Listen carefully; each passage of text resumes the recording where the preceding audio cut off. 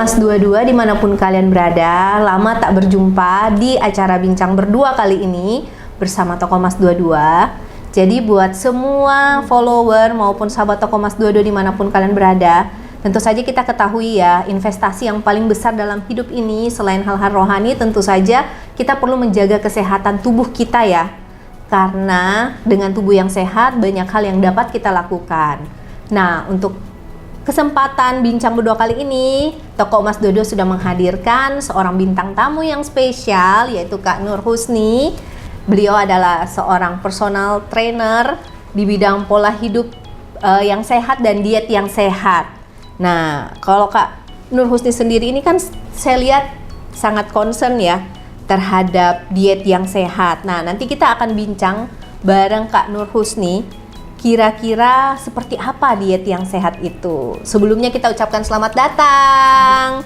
Saya panggilnya Husni boleh ya? Boleh, Kak. Soalnya saya lebih tua. Jadi lebih mudah ya. Tapi jadi kita panggilnya Husni. Kita santai-santai aja ngobrolnya. Jadi Husni sekarang ini lagi sibuk apa sih kegiatannya? Kalau untuk sekarang ya masih di bidang pola makan ya, kayak. Iya. Masih sibuk dengan dunia pola hidup sehat, olahraga, pola makan. Iya, saya sering sekali lihat story-story di Instagram Husni ini. Beliau itu rajin olahraga, rajin bagikan makanan sehat, dan terakhir ini saya lihat rajin berkuda. Iya, benar. Nah, kenapa sih memilih berkuda? Jadi ceritanya itu, Kak, karena saya sendiri kan agama Islam ya. Yeah. Jadi saya sangat tertarik dengan salah satu sunnah 3 berolahraga itu ada memanah, berkuda, dengan berenang ya. Awalnya saya cuma tertarik di memanah, tapi di daerah Sengkang sendiri masih sedikit banget yang menyediakan. Nah, setelah kemudian bertemu dengan Kak Sima, owner DP Sengkang, ternyata sudah ada stable ternyata di sini. Ya udah, daripada nunggu memanah, coba aja dulu kita berkuda. Nah, akhirnya cobalah berkuda, dan ternyata berkuda ini banyak banget manfaatnya. Wah, berkuda. Kalau saya paling takut, soalnya kan banyak cerita tuh. Kalau misalnya kudanya pas dapat yang liar, bisa-bisa kita diinjak. Ya. Pernah alamin hal-hal kayak gitu nggak sih? Oh, pernah banget ya. Jadi saya pernah 2 kali di satu waktu yang sama, saya sudah hampir salto. Lari kencang, lagi namanya orang penasaran ya. Lari penasaran, kudanya lagi lari kencang, terus saya berdiri di atas kuda, jadilah salto karena kudanya tuh terplecok kakinya seperti ini. Saya langsung ke depan. Tetapi biasanya yang jatuh itu khusus untuk orang-orang yang suka lari. Kalau masih baru orang awam itu biasanya enggak, karena kudanya ternyata ini pintar banget, apalagi yang di stable. Tidak akan disediakan kuda yang memang masih liar. Pasti sudah di treatment dulu oleh coach pelatih kudanya. Berarti termasuk sendiri. Aman ya? Aman banget. Pemirsa aman ya? Aman, jadi kecuali kalau suka penasaran, suka main-main, nah baru tuh mulai nggak aman. Makanya kalau yang mau coba berkuda boleh langsung hubungi Kak Husni. Kalau saya masih belum punya nyali untuk naik kuda. Tapi kelebihan lain berkuda itu, Ces, yang saya selama ini lakukan ya, sudah sekitar 6 bulan saya rutin, saya tipe orang yang panikan. Nah, semenjak berkuda, itu panikannya sangat berkurang. Oh, ya. Benar sekali. Ternyata ini karena salah satu terapi dari kuda. Jadi ketika kita tuh berkuda, ternyata kuda ini bisa menyerap energi kita. Jadi kalau kita lagi galau, kita lagi sedih, dia bisa menetralkan perasaan kita. Wah, kalian bisa coba. Terus ada lagi manfaatnya, berkuda itu bisa banget buat terapi rahim. Jadi ada satu teman berkuda saya, dia hamil. Karena ternyata memang memperbaiki terapi rahim sama saraf terjepit. Jadi bisa memperbaiki, dan masih banyak manfaat lain berkuda. Dan terutama ternyata pada saat saya berkuda, otot itu naik drastis. Jadi massa otot saya langsung naik. Oh iya, mungkin karena kita nahan ya, berusaha nahan gitu ya. Ya, jadi kalau kita nge-gym itu squat. Nah, kalau kita berkuda itu sama, karena harus up and down. Cuma mungkin lebih nggak bosan ya. Kalau squat kan hitungnya 1, 2, 3, 4, kan itu terus. Kalau kuda kan kita bisa lihat pemandangan. Bener banget. Jadi nggak terasa waktunya ya. Iya, seru banget, Masya Allah. Oke. Nah, ngomong-ngomong nih ya Husni ya, kan aktif sebagai personal coach ya. Kenapa sih memilih jadi personal coach? Alasannya ya? Iya. Jadi cerita sejarahnya 5 tahun yang lalu. Kita mau tahu nih, apa sih yang membuat Kak Husni ini tertarik ya untuk jadi seorang personal coach, dan coaching orang-orang untuk diet yang sehat, itu apa sebabnya? Ya, jadi ceritanya 5 tahun yang lalu saya selepas dari kuliah, kebetulan saya kuliah di Politeknik Negeri Jumpandang, akuntansi manajerial. Selepas itu setelah yudisium, kan ada waktu sebelum wisuda saya berangkat ke Samarinda. Kebetulan kakak saya buka juga rumah nutrisi. Saya datang ke sana, saya ada satu customer kakak saya hari pertama itu dipopong karena dia nggak bisa jalan. Dia diabetes. Dia jalan, terus dia ditimbang. Saya lihat kusam, auranya sedih, seperti sudah tidak ada mau hidup lah gitu ceritanya kan. Setelah berjelang 5 hari, Masya Allah dengan mata kepala saya sendiri, dia jalan kaki. Jalan kaki pulang ke rumahnya. Mau diantar pulang, Nek kami antar pulang ya? Nggak usah, saya sangat bahagia saya bisa jalan. Di situ saya langsung bilang, wah Masya Allah ya pekerjaan ini, saya kan bukan dokter ya, saya bukan dokter, saya bukan perawat. Saya bilang, saya pengen bermanfaat bagi orang. Kan bisnis ya, jadi insya Allah kalau kita masalah rezeki, ada di bisnisnya juga. Jadi di situ saya dapat banget, wah saya mau jadi seperti ini. Baru memang saya basic yang, saya merasa tidak bisa jadi karyawan. Saya pengen membangun bisnis ceritanya ya, jadi ya udah. Tapi kan cukup jauh dengan sejarah perkuliahannya itu kan jauh ya. Jurusannya jauh. Oke, terus gimana? Nah dari situ karena saya pribadi memang kuliah bukan tujuannya kerja. Saya pas mulai kuliah saya memang sudah bilang saya ingin cari pengalaman ketika kuliah. Nah selepas dari situ berjalan waktu saya ingat banget tuh dosen saya menjelaskan perbedaannya ketika kita jadi pebisnis dengan jadi karyawannya. Dan memang karena basic saya bosanan, akhirnya saya memilih bisnis jadinya pada saat itu. Jadi karena saya lihat peluangnya ada, kemudian bermanfaat, ya udah Bismillah kita gas saja. Dan saat itu saya tidak pernah memikirkan apapun, apa yang mau saya omongkan. Saya bukan basic perawat dokter, apa yang nanti saya mau omongkan. Tapi ternyata memang pada saat buka rumah nutrisi itu ada pelatihan, jadi kita tidak dibiarkan buka rumah nutrisi gitu, kita langsung buka, tidak, ada pelatihannya. Saya sendiri banyak ikuti pelatihan-pelatihan. Ketika buka rumah nutrisi saya ikuti pelatihan coach itu selama 7 hari dari Herbalife. Kemudian habis itu saya ikuti training dokter dari yang disediakan Herbalife. Kemudian banyak baca buku, kemudian training juga di luar dunia rumah nutrisi dari Herbalife yang disediakan. Artinya kan kita bertanggung jawab tentang kesehatan ya.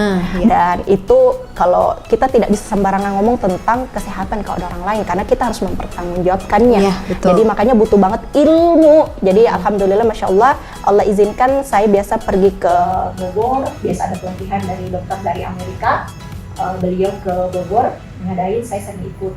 Kemudian ada pelatihan pada saat corona seperti Dr. Louis Ignaro yang menemukan nitric oxide ya, beliau juga peraih Nobel. Kita di training sama Samantha Clayton, pelatihnya Cristiano Ronaldo. Kita juga sering berlatih. Iya, jadi intinya ada banyak pelatihan yang kita lakukan saat sebelum dan saat membuka rumah nutrisi, dan sampai detik ini kita masih harus terus belajar karena diet itu terus berkembang. Jadi itu berarti sejak tahun 2018 berarti sudah ada 5 tahun ya menggeluti profesi ini. Dan gimana kesannya selama 5 tahun menggeluti profesi ini? Gimana rasanya?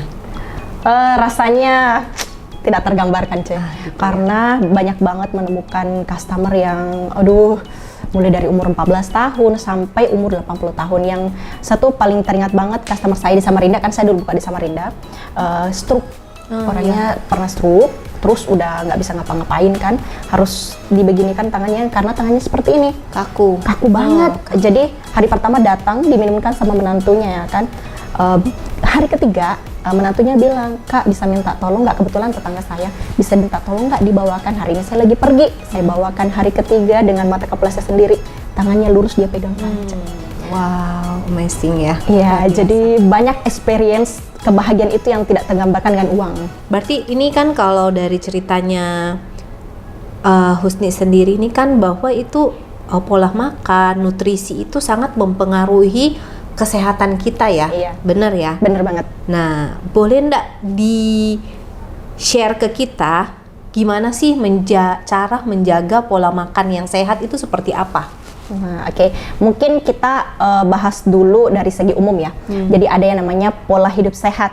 Nah, pola hidup sehat itu terbagi-bagi, ada mulai dari pola makan, tidur, kecukupan air, stres ya. Nah, jadi pola hidup sehat ini bagiannya salah satunya adalah diet. Nah, diet sendiri itu pengertiannya mengatur pola makan. Jadi diet itu bukan tidak makan. Diet catat pemirsa, bukan tidak makan ya, tapi diatur. Ya, diet itu adalah mengatur pola makan. Di mana mengatur pola makan ini ya terserah kita, apakah kita mengatur pola makan untuk turun, bertahan, atau untuk naik berat badan. Ada juga untuk kondisi kesehatan. Ada juga yang mau naik berat badan ya? Ada. Kirain cuma tahu turun berat badan. Iya. Soalnya kayaknya susah untuk turun berat badan. Iya. Oke, silahkan. Oke, nah jadi ya itu bagian dari diet pola hidup sehat itu ya. Nah, tapi diet ini banyak banget lagi pembahasannya di bawah. Masih banyak turunannya, tapi pada intinya adalah ketika kita ingin diet mengenai kita mau bahas tentang tubuh, kita harus tahu bahwa komposisi tubuh kita itu ada yang paling besar itu otot, air, dan lemak. Orang kadang kalau turun berat badan, lihat angka timbangan misalnya bebannya 70 nih. Terus dia udah 60 aja. Tapi kadang ditegur, tapi kok nggak ada perubahannya? Kok kamu makin kusam ya? Kok makin loyo ya? Artinya something wrong dengan dietnya. Biasanya ciri-cirinya kalau orang turun berat badan, dia loyo, ototnya yang turun. Kalau keriput, sering sakit kepala selama diet, berarti airnya yang turun. Nah, sedangkan di sini ada komposisi yang harusnya diturunkan itu lemak. Rata-rata, bukan hanya Indonesia ya, di hampir di seluruh dunia permasalahan kita sama. Ada pada lemak tubuh yang tinggi. Sedangkan lemak tubuh itu sebenarnya cuma merupakan cadangan energi. Jadi kan kita tubuh nih punya pembangun ya. Jadi butuh makronutrisi, ada karbo, ada protein, ada lemak. Nah, yang menjadi kita bisa bergerak itu adalah energi dari karbo. Kemudian dari protein, yang terakhir lemak. Lemak ini adalah cadangan. Kalau kita sekarang, cadangan yang paling banyak. Iya, benar. Tapi ini bagus loh ya kalian untuk semua sahabat Toko Mas 22, pokoknya ini sebenarnya hal yang harus kita concern juga dan kita harus wajib tahu. Karena sebagai pengalaman pribadi saya ya, saya ini kan seorang ibu dengan 3 anak. Berat badan itu yang dulunya saya langsing set kurus, sekarang itu berat badan semakin umur kok semakin naik. Terus untuk menurunkan berat badan itu susah. Saya pernah coba obat, di mana itu tiap subuh saya pasti ke kamar kecil. Dan benar, turun berat badan itu pasti turun, tapi ternyata baru tahu loh, ini benar, berarti tapi loyo, rasanya loyo kan perut kita sakit, mules. Terus pernah coba juga yang sama sekali nggak makan, malahan kita nggak semangat untuk kerja kan, jadinya nggak fokus gitu loh, gitu. Jadi kita mau tahu nih pola makan, akhirnya kita kan tahu ya bahwa kita itu badan itu ada terdiri air, otot, lemak. Nah, di mana sebenarnya yang harus kita naikkan masanya itu massa otot. Yang harus kita turunkan dalam badan kita itu komposisi lemak kita. Iya, betul. Nah, jadi kalau menurut Husni sendiri, diet yang sehat itu seperti apa? Diet yang sehat itu adalah nutrisi berimbang. Artinya piring kita semuanya full nutrisi. Jadi ada makronutrisi, ada mikronutrisi, makro terbagi lagi, mikro terbagi lagi, kemudian ada serat dan ada fitonutrisi. Jadi diet itu saya ke teman-teman itu himbau banget jangan asal diet. Karena kalau teman-teman diet dengan salah-salah itu bisa menggadaikan organ. Betapa banyak orang ya kan? Benar. Betapa banyak orang diet, niatnya cuma diet, nggak makan malam, atau misalnya sesuatu yang dia lakukan yang lain, tiba-tiba masuk rumah sakit.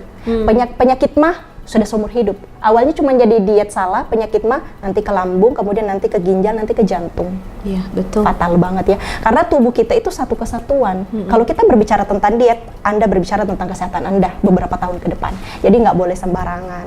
Iya, apalagi kan dengan berbagai banyak pengalaman ya, bukan pengalaman dari kenalan, teman-teman saya itu ada beberapa juga malahan yang senior-senior pendahulu saya itu bahkan karena dia salah dalam hal diet kayak itu nggak makan ya, benar-benar nggak makan, terus mungkin suplemen yang salah juga kan kadang banyak suplemen juga yang membuat kita tidak lapar atau apa itu kan kita nggak tahu ya, dan ujung-ujungnya akhirnya dia kena ini cancer mah. usus, Ya, betul. malahan sampai ke sana. Tapi ya kembali lagi pembelajaran bahwa yang paling penting dalam hidup ini kita harus hidupnya sehat, bukan cuman kurus tok ya, Iya. bukan cuma langsing tok. Semua sih mau ya, tapi yang paling penting adalah sehat dulu. Makanya terus makanan apa dong yang harus kita makan, apa yang harus dihindari gitu loh. Ya, oke.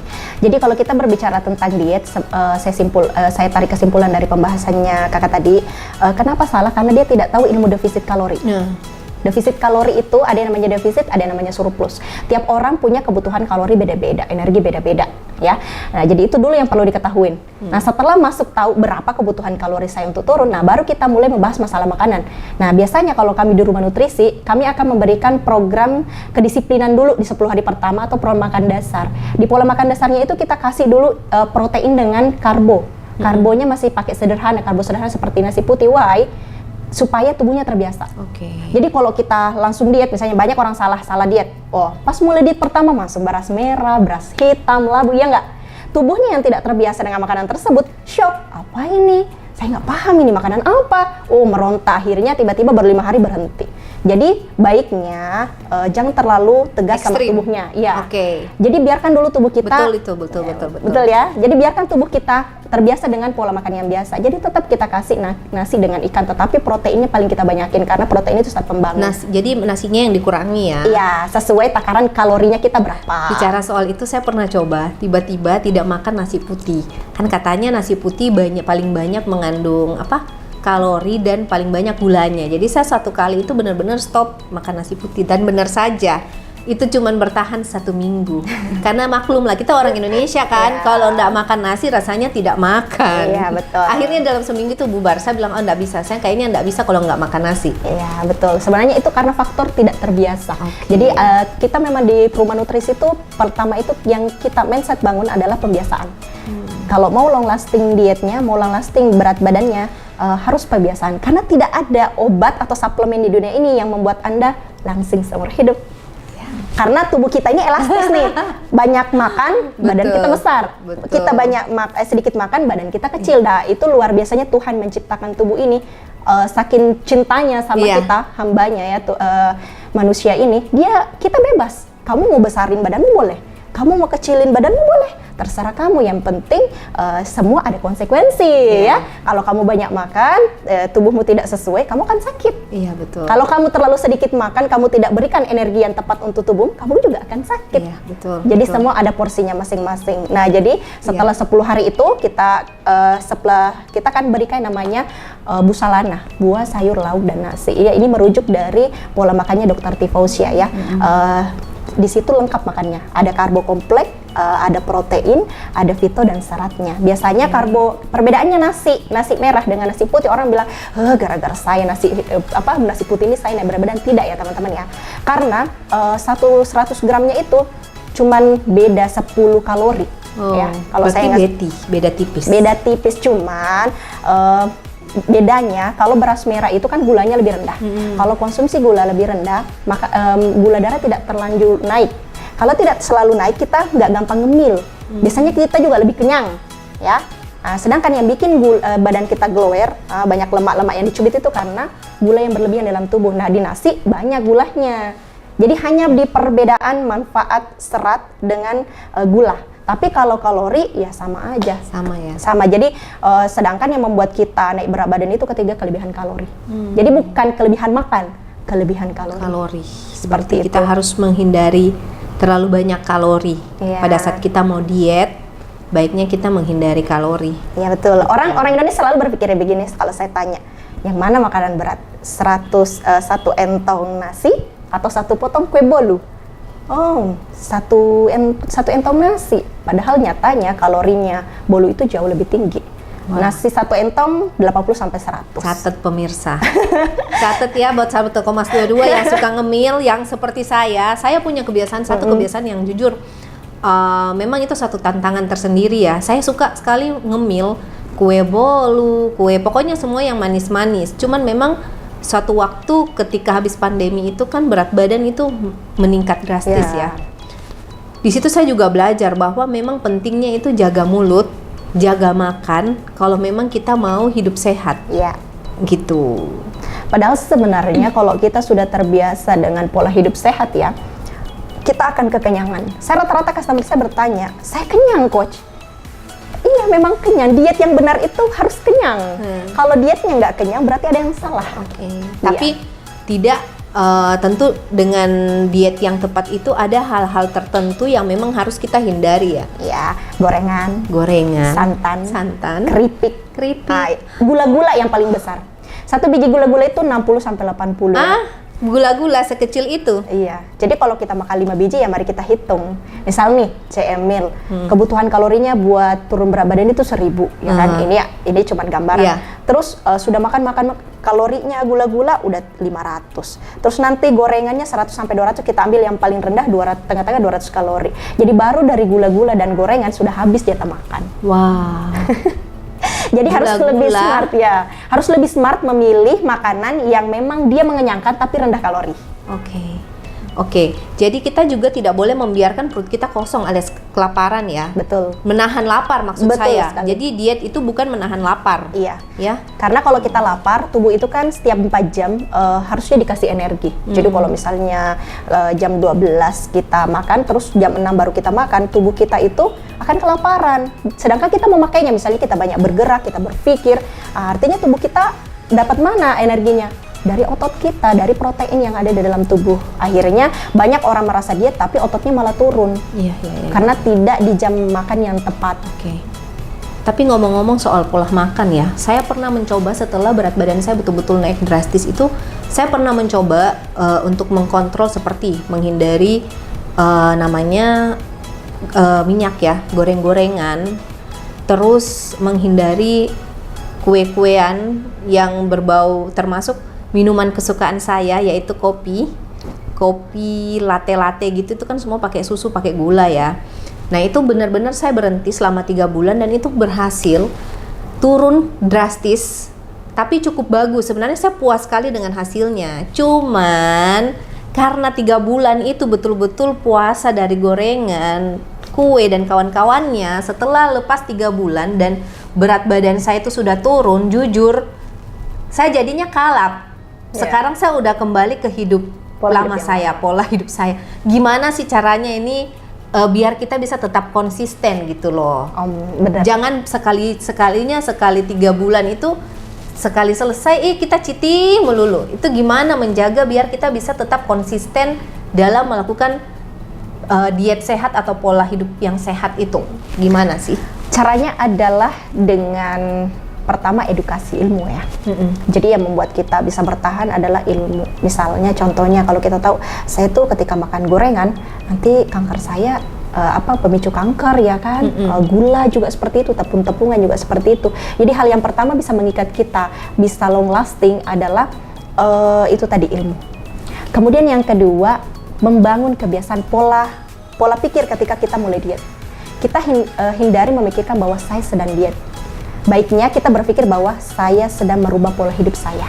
Saya ingin lebih baik dari hari kemarin. Saya tidak ingin zolim kepada tubuh saya dengan memberikan sesuatu yang tidak bernutrisi. Karena kalau sering-sering memberikan tubuh yang tidak bernutrisi, dia akan mendemo. Nanti tiba-tiba sering sakit kepala. Lama-lama kambuma, ginjal, dan sebagainya. Intinya kalau kita sering-sering memberikan makanan yang tidak dibutuhkan tubuh, mohon maaf, tubuh kita akan mendemo sendiri nantinya. Iya, betul juga sih ya. Karena bagaimanapun juga kan kita diberikan tubuh ini kan harus kita jaga juga ya, kita harus rawat juga ya. Dan memang terus terang kalau saya pikir-pikir juga kadang semua makanan yang kita makan itu tidak semua berguna dan bermanfaat untuk tubuh. Betul. Cuman enaknya sampai di sini, lebihnya ke bawah sebenarnya kita nggak perlu. Betul. Karena yang diperlukan dalam tubuh ini kan ya 4 sehat 5 sempurna ya, bukan semua makanan harus dimakan gitu. Betul. Ya seperti itulah kira-kira. Jadi yang paling pertama adalah rubah mindset dulu. Jadi mindset kita harus benar ya. Ketika kita mau konsisten dalam melakukan pola hidup sehat atau pola makan yang sehat, kita jangan cuman mikirin saya harus turun berat badan, saya harus diet. Tapi pikirkan bahwa saya melakukan ini bahwa untuk membuat tubuh saya sehat, menjaga kesehatan tubuh saya. Semua yang tidak berguna dan tidak bermanfaat, yang tidak perlu, berarti saya tidak perlu makan. Betul. Dan sering-sering menelitik jauh ke dalam dirinya. Misalnya nih, sudah 20 hari diet dengan pola hidup sehat. Coba lihat perubahan apa ya yang saya rasakan semenjak pola hidup sehat. Nah, biasanya kalau kita dapat, oh iya ya, semenjak saya pola hidup sehat, saya nggak sering sakit kepala. Saya jarang begadang, badan saya lebih enak. Nah, di situ akan muncul motivasi, oke deh, saya juga mau pola hidup sehat lagi. Meskipun sometimes kita akan makan makanan yang cheating ya, makan makanan yang tidak bermanfaat bagi tubuh. Ya, tapi itu no problem, nggak masalah, karena mau nggak mau karena kebiasaan kita seperti itu, cuman jangan sering kali. Makan sehat satu kali tidak akan membuat kita langsung sehat dan langsing. Makan bermasalah satu kali tidak akan langsung membuat kita naik berat badan dan sakit. Kalau saya pakai sistem itu. Jadi boleh dong sesekali kita makan kue, minum boba, boleh sesekali, asal jangan setiap hari loh. Iya, bener banget. Nah, kita mau tahu nih, apa pandangannya Husni soal stigma yang mengatakan bahwa bersih-bersih rumah itu sama dengan olahraga. Benarkah? Iya, itu pernyataan customer saya, jangan ikut saya olahraga kalau saya sudah bersih-bersih rumah. Ya, banyak-banyak seperti itu. Jadi beda ya teman-teman ya, beda olahraga, beda bersih-bersih rumah. Meskipun ada persamaan. Persamaannya apa? Aktivitas fisik, sama-sama memakai energi di dalam tubuh. Jadi bisa kita misalnya nih makan, bekerja, berolahraga dengan membersihkan rumah itu sama-sama menghabiskan makanan yang kita masukkan ke dalam tubuh. Cuman ada perbedaannya. Perbedaannya adalah olahraga itu merupakan gerakan tubuh secara teratur dengan irama. Dia akan mengeluarkan hormon endorfin. Di mana olahraga ini bertujuan untuk menjaga imunitas tubuh kita. Salah satu manfaatnya ya. Jadi kalau berolahraga itu mengeluarkan hormon endorfin yang membuat daya tahan tubuh kita lebih meningkat. Kita lebih bahagia, atau disebut hormon kebahagiaan karena hormon kebahagiaan itu ada 4 ya. Serotonin, dopamin, oksitosin, sama endorfin. Nah, kalau bersih-bersih rumah tidak mengeluarkan hormon endorfin karena tidak ada ritme juga ya kan. Yang ada biasanya ibu-ibu tuh keluar kortisolnya. Nah ya, udah pada tahu kan kortisol itu hormon stres. Sebenarnya hormon stres ini ada manfaatnya oleh tubuh, cuman kalau kelebihan itu menjadi bumerang kembali bagi tubuh kita. Jadi kortisol ini membuat kita stres, akhirnya lemak kita malah naik. Ya gimana nggak naik? Soalnya kalau lagi bersih-bersih, di mana disimpan? Kenapa lagi disimpan di sini? Kenapa di sini? Akhirnya banyak ngomelnya ya. Terutama untuk semua ini sahabat Toko Mas 22 yang nantinya akan lihat bincang berdua ini. Kita kan rata-rata banyakan di rumah ya. Semua follower kita kan rata-rata 95% itu wanita. Jadi ini penting banget ya, karena kita kan biasa berpikir gini, saya sudah capek kan seharian saya kerja, ngapain saya olahraga lagi? Padahal olahraga itu ternyata perlu ya. Perlu banget. Banyak banget manfaat olahraga, terutama yang mau awet muda. Minimal berapa kali sehari berapa kali seminggu sih olahraga? Tergantung tujuannya. Kalau misalnya tujuannya kita mau ngebentuk badan, ya kembali lagi berarti harus setiap hari dengan pola latihan tertentu ya. Ini mau nge-gym ya. Kemudian kalau misalnya kita hanya untuk membangun kesehatan imunitas saja, boleh 20-30 menit per hari. 20-30 menit. Bagi yang sibuk banget, saran saya itu di pagi hari. Karena kalau pagi hari itu membangun mood. Jadi kalau mau bekerja sepanjang hari ya coba olahraga dulu 20-30 menit itu buat ngebangun mood. Tapi buat yang turunin berat badan ya boleh sore. Tapi kalau saran saya jangan malam, hindari olahraga malam. Karena kurang bagus ya. Kurang bagus ya olahraga malam ya? Iya. Karena di malam hari itu tubuh itu meminta jatahnya untuk istirahat. Di jam 10 ke bawah itu kalau kita tidur ada yang namanya ratu hormon. Ratu hormon ini keluar jam 10 sampai jam 12 dengan catatan kita terlelap di bawah jam 10. Ratu hormon ini fungsinya untuk memperbaiki seluruh sel-sel dalam tubuh kita. Jadi kalau kita tidur di atas jam 10 tidak ada perbaikan tadi malam di tubuh kita. Makanya orang yang sering begadang coba perhatikan. Biasanya lebih suka murung wajahnya, lebih kusam dan sebagainya ya. Ada yang seperti itu?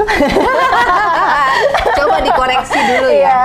Karena terus terang susah juga ya kalau saya itu tidur di bawah jam 10 itu susah loh. Maksudnya masih ada kegiatan dan kadang-kadang terakhir-terakhir ini saya tahu ya, saya termasuk pada saat diet itu terus terang saya setiap hari berolahraga minimal jalan ya, jogging 30 menit. Dan itu saya rasakan betul loh, seharian itu badan kita lebih ringan. Enak loh.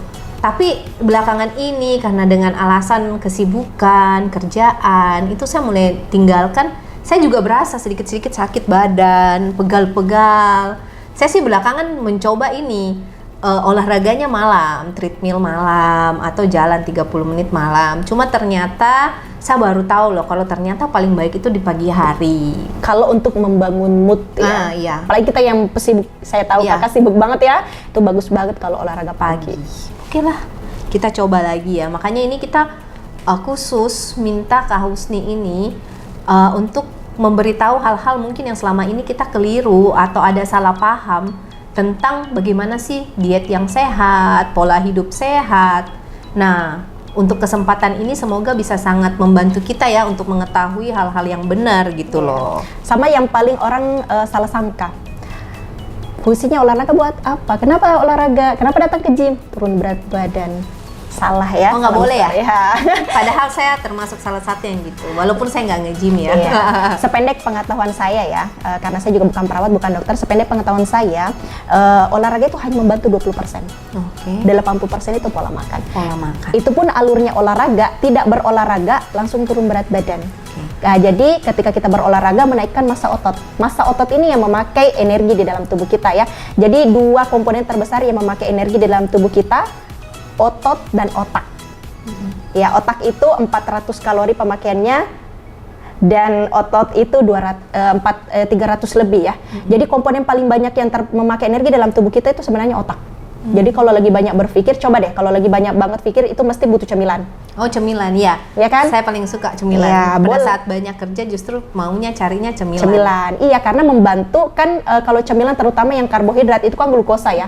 Sedangkan energi utama di dalam tubuh kita yang pertama kali dipakai adalah glukosa. Makanya dicari pasti yang manis-manis. Ah iya Kalau lagi benar-benar. stres, ya kan? Iya, makan coklat itu sangat membantu moodnya kita loh. Makan coklat, minum-minuman yang gitulah yang manis-manis. Iya, karena itu memang energi utama di dalam tubuh kita adalah pertama glukosa ya. Maka pasti dicari yang manis-manis dulu kalau lagi stres ya. Oke.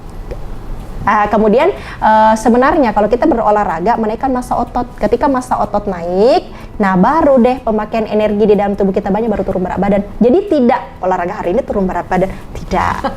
Jauh soalnya ya. kita kan sukanya itu ya, ini hari seolahraga, besok kita timbang.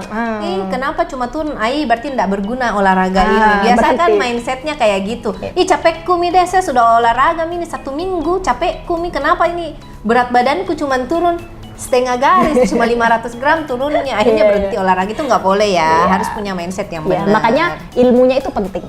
Yang bisa membuat Oke. kita long lasting dengan pola hidup sehat adalah ilmu. Ilmu, catat. Ya, ilmu adalah cahaya ya. Nah, ada pertanyaan lagi nih. Kan selama ini kalau yang saya alami nih, kita sebagai wanita, apalagi kalau sudah punya anak ya, bagian perut bagian bawah itu paling susah untuk dikecilin, alias perut buncit. Nah, apa sih tips dari Kak Husni ini untuk kita wanita-wanita biar perutnya itu nggak terlalu buncit, bisa menurunkan lah. Kan kayaknya secara pemikiran dan katanya banyak orang itu susah. Bener nggak sih susah atau memang ada jalannya? Cuman mungkin kurang konsisten aja. Iya betul. Saya sepakat dengan kata kakak yang terakhir. Hanya kurang konsisten saja. ya? Sebenarnya ya selalu ada jalan. Saya banyak menemui para coach-coach yang sudah melahirkan itu, karena kebetulan saya belum melahirkan ya. Tapi mereka perutnya rata, nggak ada yang buncit. Kembali lagi ke rumus defisit kalori. Defisit. Ya, jadi misalnya nih ada juga analogikan seperti ini. Saya kelebihan kalori 1000. Misalnya saya jatah makannya 1000. Terus saya makan 1400. Artinya ada kelebihan 400. Nah, kalau kelebihannya itu 400 protein, itu insya Allah badannya jadi tidak buncit ya, karena dia pembangun di dalam tubuh. Dia akan menjadi otot di dalam tubuh kita. Tapi kalau kelebihannya 400-nya ini glukosa terutama karbo yang sudah diolah berulang-ulang seperti tepung-tepungan ya. Nah, itu yang bikin kita buncit. Nah, jadi intinya adalah hindari karbohidrat. Sederhana. Tersangka utamanya sebenarnya bukan nasi putih, tapi tepung-tepungan. Tepung-tepungan. Karena dia sudah diolah. Sorry, tepung-tepungan itu kan kayak misalnya nih kita makan ayam goreng, tepung, mie-mian, kayak Iya, gitu ya, betul. roti-rotian, Iya. kue-kuean. Iya. Wah. Tapi bukan berarti kita larang makan, bukan loh ya. Iya. Cuman ini tips buat menjaga. Cara Dan paling itu- cepat menurunkan perut buncit adalah defisit kalori dan hindari tepung-tepungan. Itu saya banget, Kak. Itu saya banget. Kenapa? Karena saya alami. Kenapa pernah pada saat benar-benar stop makan gula, konsumsi gula, kue, ngemil, kopi, tidak makan gorengan sama sekali, itu benar-benar loh turun. Benar, turun ya. Dan perlu diketahui bahwa tubuh seorang itu punya komponen sel lemaknya itu beda-beda. Misal, ada orang besarnya paling atas. Ada orang besarnya bagian perut, ada bagian paha. Jadi mohon maaf ya teman-teman ya, ada orang memang yang diciptakan perutnya itu nggak terlalu besar banget, karena bisa jadi dia besarnya sel lemaknya banyak di sini. Ada juga yang bagian bawah, ya. Tapi semua pasti bisa kembali normal. Bisa. Kan butuh kita waktu. Butuh waktu dan konsistensi. Sabar. Kembali diulang lagi seperti kata-kata dokter. Sebenarnya yang perlu dihindari itu gula, tepung-tepungan, ya kan? Stres. Saya Itu banget aja, itu. ya. Saya banget itu. Saya juga lagi belajar untuk mengendalikan diri di bidang itu. Iya, jadi mau jenis diet apapun di dunia ini kan banyak ya. Diet ini, intinya sama. Hindarin aja yang itu. Gula, tepung-tepungan, stres ya. Stres. Ya, jadi sama daging olahan, mohon maaf. Daging olahan itu juga pemicu kanker. Yang instan-instan ya? Apa sih namanya? Nugget, bakso, sosis. Walaupun baksonya bikin sendiri. Kalau bikin sendiri nggak Oke lah terlalu ya. masalah, tapi yang- jangan sering-sering. Yang dalam pokoknya semua yang olahan ya berarti Iya. ya. Jadi ini sorry tanpa mengurangi rasa hormat kita terhadap semua Iya. produsen-produsennya. Ya, mohon maaf ya. Bukan cuman ini boleh konsumsi tapi jangan sering-sering gitu loh. betul. Semua yang instan-instan maksudnya kayak gitu ya. Ya, karena tubuh kita ini kan terciptanya bukan dari zat kimia ya. Iya, benar. Jadi bukan dari zat kimia, artinya tubuh kita ini bukan dari zat kimia. Terus kita makan dari zat kimia. Masuk logika nggak sih kira-kira? Terbentuk nggak di badan kita kalau terbentuk bahan dasarnya bukan zat kimia, kita masukin zat kimia? Iya. Ada logika sederhananya seperti itu. Oke. Benar-benar. Jadi ini untuk semua para wanita, semua sahabat Tokomas 22 atau siapapun yang nantinya akan nonton podcast kita di Bincang Berdua hari ini, benar-benar kita kepengen sharing dan mengedukasi teman-teman gimana sih cara pola hidup sehat, tapi kembali ke diri kita masing-masing ya. Betul. Karena itu kan pilihan. Iya. Nah, tunggu, ada titipan pertanyaan. Itu kan tadi kita udah bahas nih untuk mengurangi berat badan, menjaga konsisten biar kita bisa diet yang sehat. Tapi kan nggak semua orang gitu. Ada juga orang yang kurus tipenya, Iya. tapi pengennya gemuk. Iya. Gemuk tapi bukan yang gemuk-gemuk gimana gitu. Gemuk tapi sehat. Maksudnya berisi lah, bukan yang kurus-kurus amat. Apa tipsnya biar mereka bisa menambah berat badannya tapi tetap di jalur yang benar gitu loh. Oke, kembali lagi perlu dipahami bahwa ingat tubuh kita itu ada 3 komponen besar, ada otot, ada air, ada lemak. Artinya kalau kita mau naik berat badan kira-kira yang mana? Pasti otot ya. Oke. Jadi tips pertama ketika mau naik berat badan adalah kalau turun berat badan defisit, kalau naik berat badan dengan surplus. Surplusnya apa? Surplusnya dengan makanan-makanan berprotein. Jadi ketika kita naik berat badan, ototnya yang naik. Bukan Pipinya yang cabi. bukan pipinya yang cabi, Ya, bukan pipinya yang tapi cabi. benar-benar ototnya ya, otot. Terus sebenarnya orang yang kurus susah banget naik berat badan itu ada beberapa yang saya pelajarin ya. Itu biasanya bermasalah dengan hormon. Hormonnya bermasalah. Makanya dianjurkan bagi orang yang mau naik berat badan itu minum minyak zaitun ekstrak virgin oil. Kemudian yang kedua makan alpukat karena dia mampu memperbaiki hormon yang rusak di dalam tubuhnya sehingga diperbaiki bisa banyak makan. Orang yang susah naik berat badan itu karena sedikit makan. Biasanya juga karena ususnya, mohon maaf ya, terlalu banyak zat-zat kimia ya. Banyak toksik di ususnya karena terlalu banyak makan makanan yang, mohon maaf ya, kembali lagi bahas makan makanan yang zat kimia, pengawet, pengembang perasa. Artinya butuh dibersihkan. Bersihkannya seperti apa? Dengan serat. Oke, serat larut dan tidak larut, dan itu banyak, bisa dari apel, buah, sayur. Intinya bisa dari makanan-makanan yang banyak banget kita temui. Oke. Pisang Yang mudah contohnya didapat. ya, pisang, apel, pokoknya banyak banget sih sebenarnya. Tidak perlu terlalu ke suplemen. Wah, saya mau makan ini, suplemen ini supaya turun. Enggak juga, banyak kok makanan-makanan. Yang penting intinya sabar. Sabar, Sabar, konsisten ya. Nah, jadi orang yang mau naik berat badan itu juga permasalahannya. Ada juga orang yang mau naik berat badan itu makan mencret. Nah, menurut penelitian yang saya pelajarin, itu karena di masa kecilnya terlalu banyak aktif bergerak. Jadi karena terbiasa banyak bergerak, ususnya seperti itu, akhirnya makan, BAB lagi, makan, buang lagi, makan, buang lagi. Ya, jadi perlu diperbaiki siklus aktivitas hari-harinya. Jadi pada intinya memang harus mengetahui ya dasarnya ini masalahnya apa.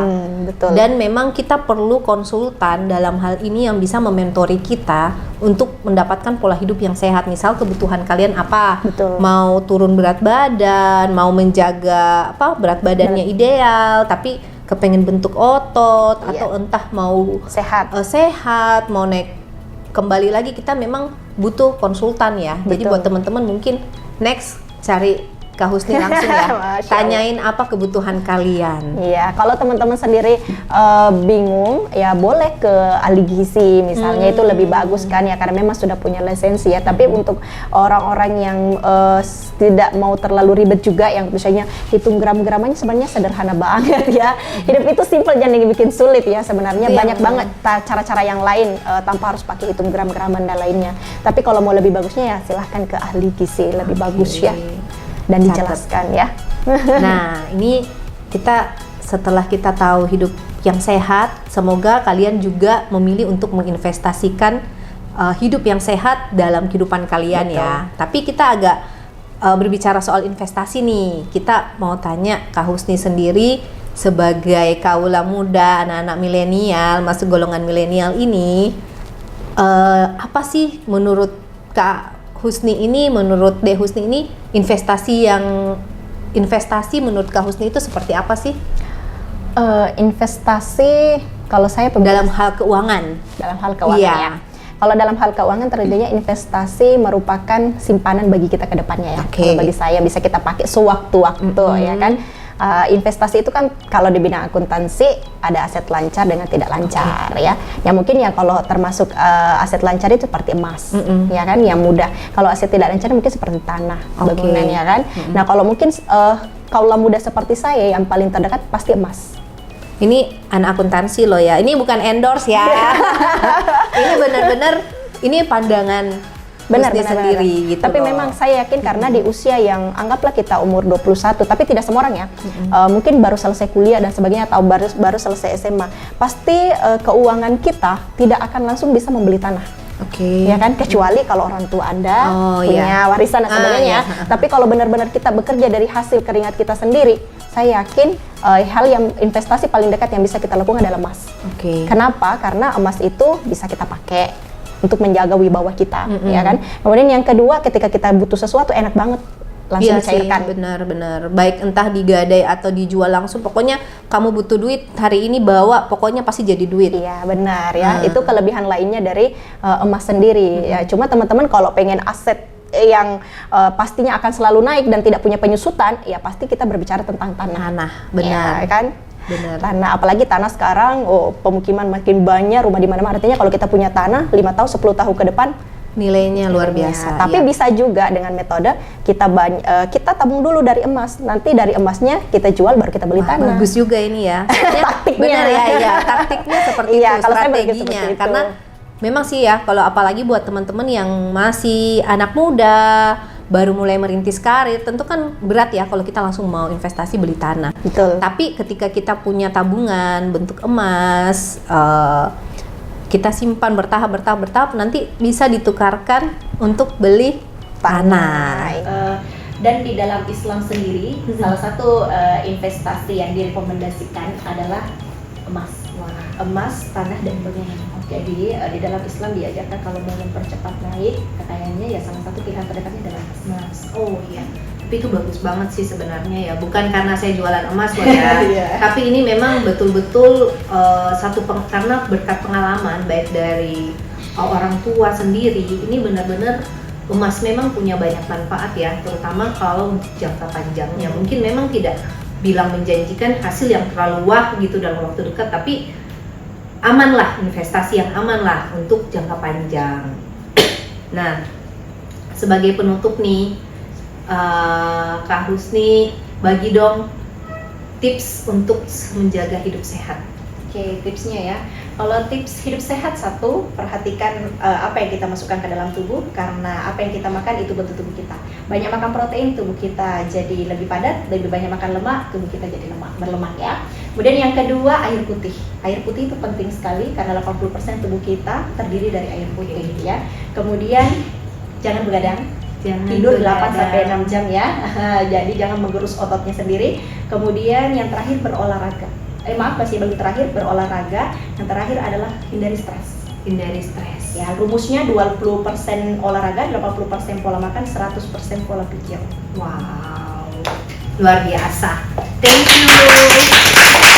Jadi kami dari Toko Mas 22 juga mengucapkan terima kasih banyak ya untuk Dek Husni nih sudah menyempatkan waktunya untuk kita bisa podcast bareng-bareng untuk bincang berdua sebagai bintang tamu kita, dan semoga apa informasi yang kita berikan hari ini nih bisa bermanfaat ya buat semua sahabat Toko Mas 22 dimanapun kalian berada, dan siapapun kalian yang bakalan nonton video ini bisa menjadi manfaat dan berguna untuk investasi diri kalian. Oke, salam investasi dalam kemewahan dan sampai ketemu di bincang berdua berikutnya. Bye bye.